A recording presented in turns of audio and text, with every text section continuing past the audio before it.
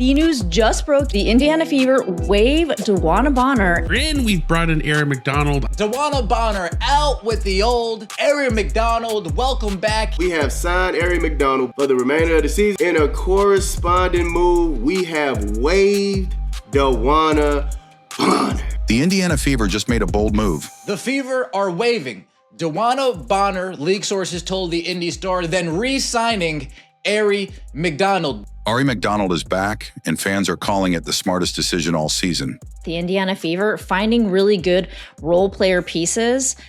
After DeWanna Bonner vanished mid-season, leaving Caitlin Clark and the team hanging, it finally feels like the Fever are building around their true star.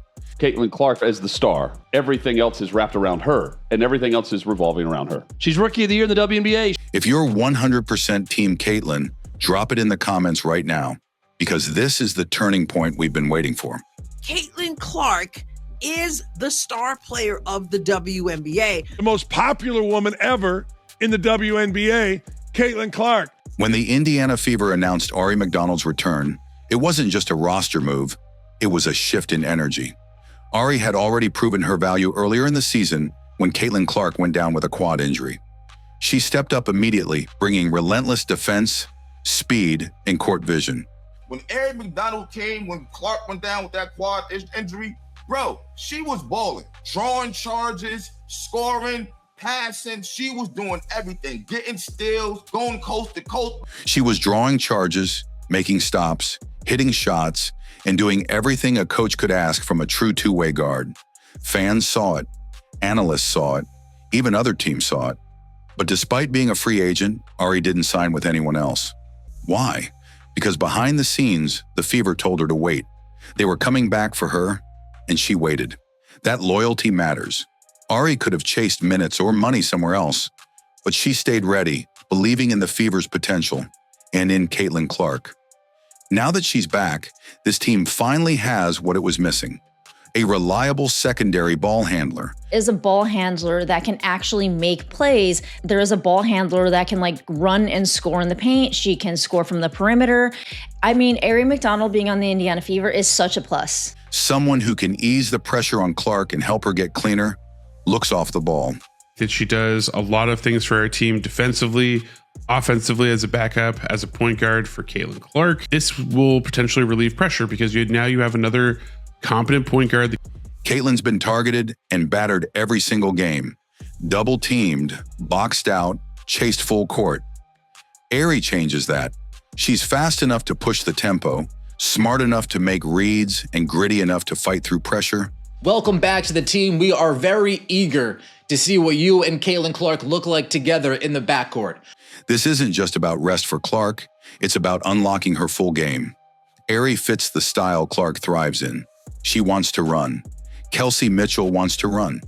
Boston, Lexi Hull, Sophie Cunningham, they all want to push pace.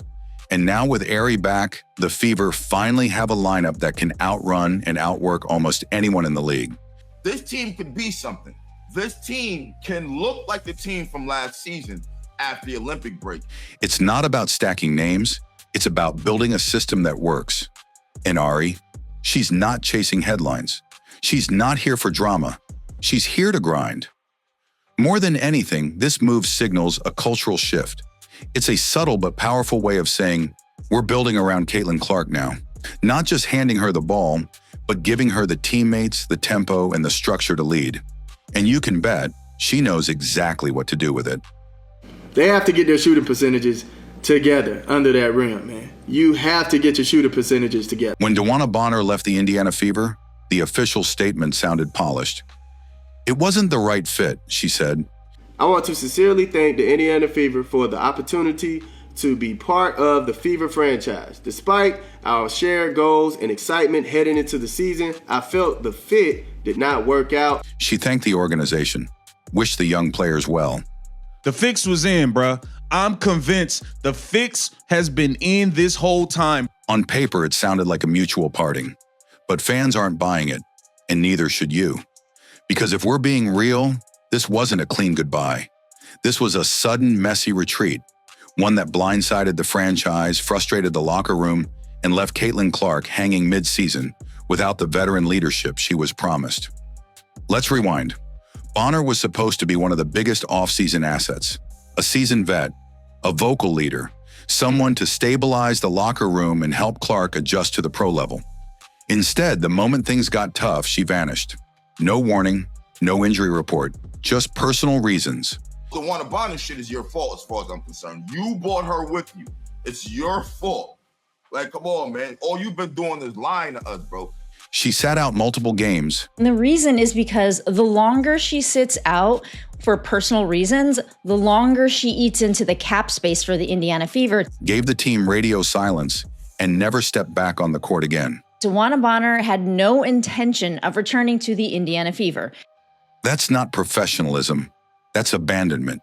You sat out way too many games without, any consequences or anything like that. You sat out X amount of games, man, and there was nothing wrong with you. You was just pouting. Give the 2-week notice and then end up quitting. Even head coach Stephanie White couldn't defend it. At first, she said Bonner was day-to-day. A couple days later, she admitted she hadn't even spoken to her. Think about that. Your veteran forward, your supposed team anchor, disappears in the middle of the season, and your coach doesn't even know what's going on? That's not a miscommunication. That's a breach of trust. And for Caitlin Clark, who's already shouldering more pressure than any rookie in WNBA history, Caitlin Clark is the needle mover. She is the needle mover. She is the franchise player. And she was the MVP. She is the main draw. She wasn't the one who was full sprinting down the court. that kind of instability is brutal. She didn't just lose a teammate, she lost the leadership she was supposed to lean on. And here's the part that really has fans fired up. It didn't feel like Bonner walked away because of conflict. It felt like she walked away because she didn't get her way. She didn't want to come off the bench. I felt the fit did not work out. What part of the fit are you talking about? Is it the running or is it the you coming off the bench? She didn't like the system. She wasn't getting enough touches. Bonner requested a trade after feeling she couldn't find a role on the team after getting benched. Rather than fight through it, she bounced. And now reports are swirling that she's eyeing a playoff-bound team like Phoenix or Atlanta. So she'll probably go to Phoenix most likely because they have the cap space and they can move it around. She can reunite with AT. If that's true, if she tanked her minutes and bailed just to latch on to a contender, it's not just selfish, it's calculated. You're still going to play off the bench if they don't bow down to you. But you're moving on to another team. That's not really moving on. That's just quitting. And it's not like Bonner was producing at a high level either. Her scoring was inconsistent. Her defense was flat. And when Lexi Hull started outperforming her in practice, Bonner was moved to the bench. And reportedly, that's when the problem started. She's simply not as good as Lexi for this team. From that moment on, she became distant, detached, and eventually unavailable. All you were doing was pouting and sitting out. That's ridiculous, man. It's childish, it's unprofessional. She let the fans think she was injured, let the team scramble for a replacement, all while quietly lining up her next move. Some Fever fans are calling it what it looks like: sabotage.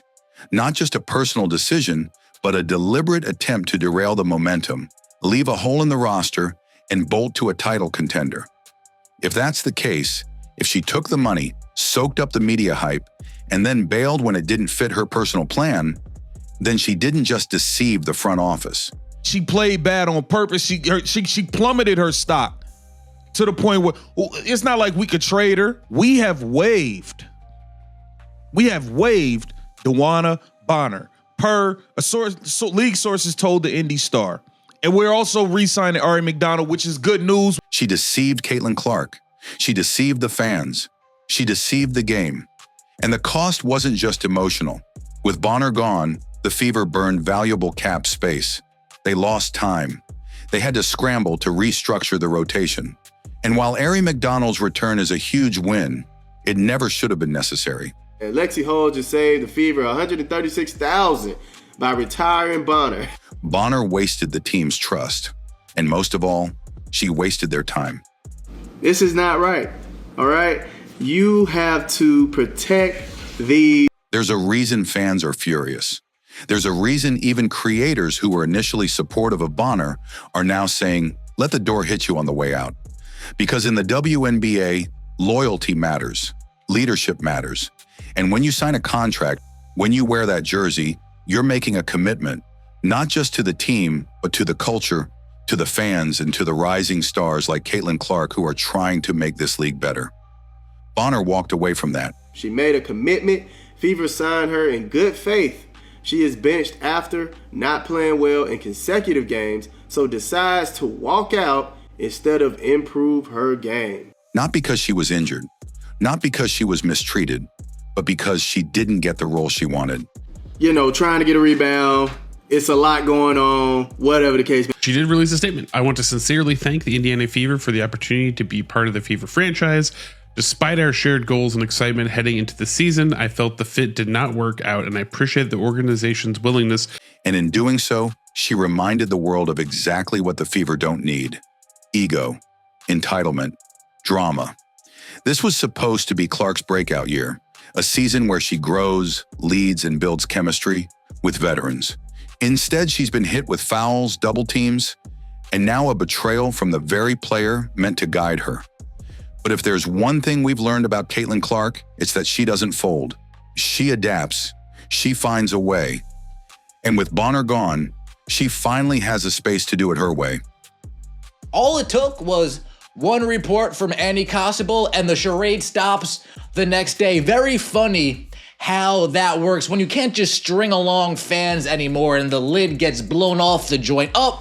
With DeWanna Bonner officially gone and Aari McDonald back in the fold, something's shifted inside the Indiana Fever. DeWanna Bonner, don't let the door hit you. DeWanna Bonner out with the old. Aari McDonald, welcome back. It's more than just a change in roster. It's a reset of the culture, a total recalibration of who this team is and who they're rallying behind. And make no mistake, that person is Caitlin Clark. Let's be honest, for the first half of the season, this locker room was tense. Not because of losses or learning curves, but because of identity confusion. Who's leading? What's the play style? Are we building for the future or clinging to the past? You had a coach trying to force a half-court, grinded-out system on a team full of speed demons. Only Stephanie White has those answers. You're not going to get your best out of them like that. You're not. You had veterans resistant to adapting. You had egos clashing. Meanwhile, Clark, just a rookie, was expected to navigate all of it while being triple teamed, tackled at half court, and dissected by media on a daily basis. But the minute Bonner left, that fog began to clear. Suddenly, it was Caitlin's team, not just on paper, but in spirit. She didn't have to fight for control of the floor anymore. She didn't have to defer to someone coasting on past accolades. And the players around her, Aari, Lexi Hull, Kelsey Mitchell, Boston, they weren't dragging their feet, waiting for a hierarchy to be defined. They were running, hustling, playing with purpose. This was an accident. Are you kidding me, man? This shift is more than chemistry. It's buy-in. It's the difference between a locker room divided by rank versus one united by hunger. When Bonner was there, everything felt cautious, like the team was walking on eggshells, trying not to offend the veteran.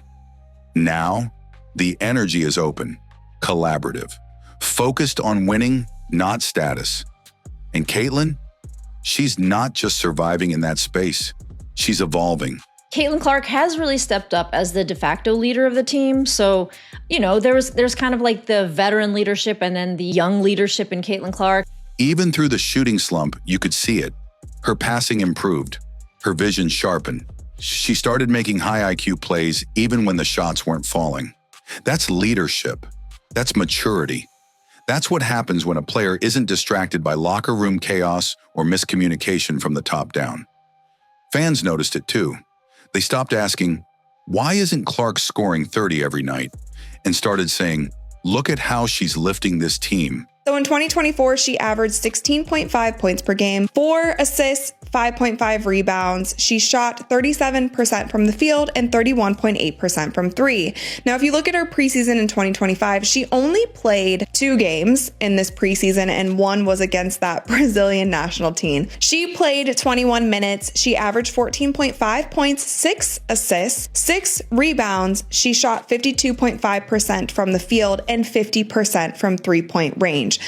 That's a huge mental shift. and it only happened once the team's priorities aligned around her. Now let's talk about Steph White. There's no ignoring the fact that her system has been under fire. Fans have been begging her to unleash this team's pace, to stop treating a young, athletic group like a veteran grind unit.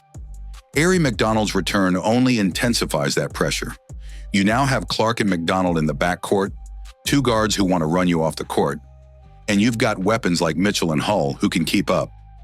So if Steph wants to hold this locker room together, she's going to have to let go of her ego too. The Indiana Fever waive DeWanna Bonner. And we've brought in Aari McDonald. DeWanna Bonner out with the old. Aari McDonald, welcome back. We have signed Aari McDonald for the remainder of the season. In a corresponding move, we have waived DeWanna Bonner. Just like Bonner didn't fit into a fast-paced future, neither will a slow, outdated playbook. The fans see it. The players feel it. If White resists that transition, she'll lose the locker room and Caitlin's trust with it. But there's hope now, real, visible hope. Because this team isn't just full of names, it's full of energy. The unnecessary drama is gone. The excuses are over. Every piece left on this roster wants to fight, not coast. You can see it in Lexi Hull diving for loose balls, in Boston battling on the glass, in Aari McDonald charging full speed into the paint, and most of all, in Caitlin Clark, leading by example, not entitlement. Even the fans have shifted. They're louder, more optimistic. They've been through the fire, through the losses, the foul calls, the backroom politics, and they still show up because now they see something forming. A real identity, a team built around the right player with the right energy, moving in the right direction. This moment right now, it's the inflection point. The Fever are no longer a team experimenting with chemistry or trying to juggle conflicting egos. They're building something sustainable, something Clark can lead, not just this season, but for years to come. WNBA rumors suggest Caitlin Clark will be among the first stars making $1 million annually. The most notable of which is, y'all already know who, the needle mover, Caitlin Clark. So in 2024, she averaged 16.5 points per game, 4 assists, 5.5 rebounds. She shot 37% from the field and 31.8% from three. Now, if you look at her preseason in 2025, she only played 2 games in this preseason, and one was against that Brazilian national team. She played 21 minutes. She averaged 14.5 points, 6 assists, 6 rebounds. She shot 52.5% from the field and 50% from three-point range. And maybe most importantly, they're learning that star power isn't about scoring titles or your veteran resumes. It's about showing up. It's about commitment. It's about fighting for your team when things aren't going your way. That's why Bonner's exit might end up being the best thing that happened to Indiana all year. Because in her absence, they didn't just regain cap space or a roster spot, they regained clarity. They found their center. And it was never a mystery. It's been Caitlin Clark all along.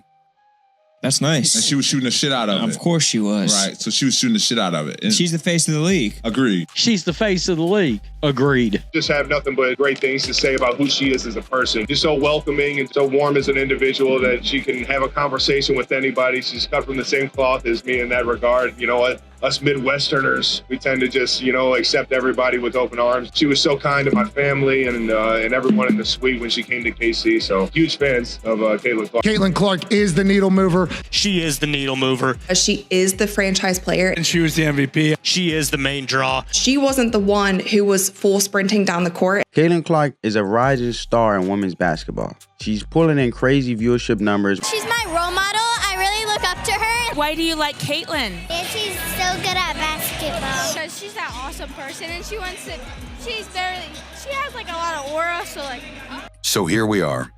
Bonner's gone, Aari McDonald is back, and the Indiana Fever finally look like a team that's choosing clarity over chaos. The drama is behind them. The future is in front of them. And at the center of it all is Caitlin Clark. Caitlin Clark effect seems to be crazier than year one. I love watching her score and just everything about her. They went the extra mile just to watch her play here. This is great news for women's basketball, period. Caitlin Clark is the GOAT. She signed my jersey. So happy, I'm crying. I'm so happy. This is the best day ever. Still standing, still leading, and now finally surrounded by players who want to run with her, not against her. If you're riding with Caitlyn, this is the moment to double down, because the message is clear. It's her team now, and the best is just getting started.